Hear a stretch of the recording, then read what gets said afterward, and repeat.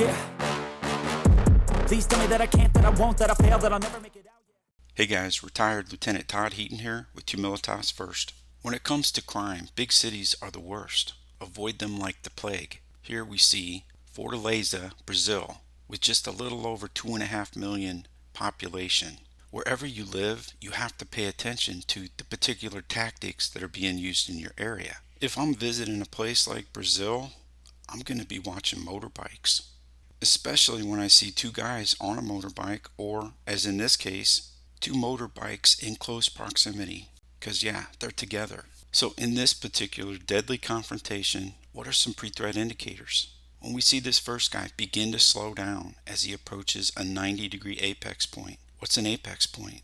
It's that point that brings the bad guy to a place where the victim doesn't really have much time or distance to react. We can all see this bad guy begin to lean to his left, look at the victim. Bad guys look at what they want and begin to turn into a 90-degree cut. So this innocent guy walking down the sidewalk, where should his focus be at this point? On the hands. People use their hands to reach into concealment to pull out a weapon like a firearm. You gotta watch the hands like a hawk. So there's no avoiding this situation. He's in it. He's got to deal with it. To have the ability to decisively win this fight, this victim needs to have his own concealed carry firearm on his person. Bad guys also understand the law enforcement tactic of contact and cover, and they're going to use it here. The second biker, he's going to act like the contact, while the man who's still holding the gun, he acts as cover. But I want you to note, look where his gun is. It's down. Once he established compliance, then he becomes complacent, puts the gun back down. Maybe it's a tactic. Maybe he doesn't want neighbors seeing him pointing a gun and calling the police. I don't know. I don't care. The gun's down. That's to the advantage of the innocent victim.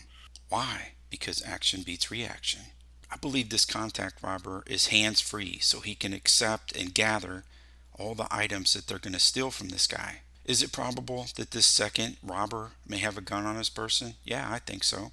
But you got to remember, action beats reaction. As a targeted victim, whether you choose to comply or to defend is ultimately a judgment call. I don't know anything about Brazil law, but I do know in the United States, citizens are not required to gamble on something like compliance. So here's the option that I see. So if this innocent victim was to step back and slightly to his left, placing this second robber between him and the guy with the gun, simultaneously drawing, presenting, and beginning to shoot, that's going to decisively win this fight. That would be very unexpected. That would be a surprise. Surprises, they reset a person's OODA loop. We want to reset the bad guy's OODA loop. The more shocking the surprise, the more confusion and hesitation is going to hold sway in the mind of the bad guy. He has to see this, and then he has to figure out, wait, what? What just happened?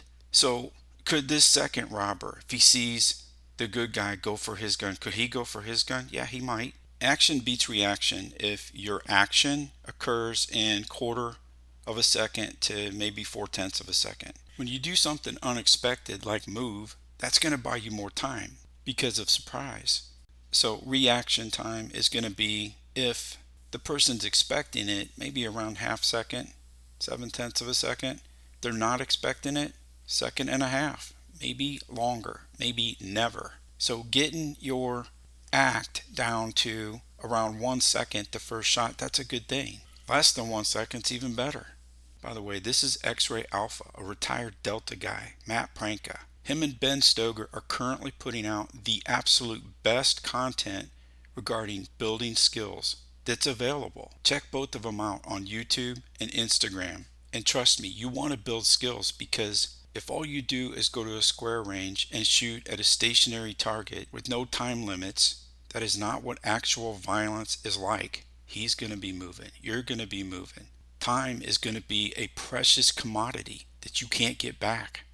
So how do you get your action to that level? Well, you have to practice. You have to do repetitions. So you're going to have to do dry fire repetitions with the safe backdrop, or you're going to have to get some kind of training aid that looks like a firearm, but it's not a firearm. Some way to practice quickly stepping, simultaneously drawing, presenting, and shooting until the threat is stopped. Just having the knowledge doesn't do anything. You have to have the skill to be able to pull off the tactic that you want to employ.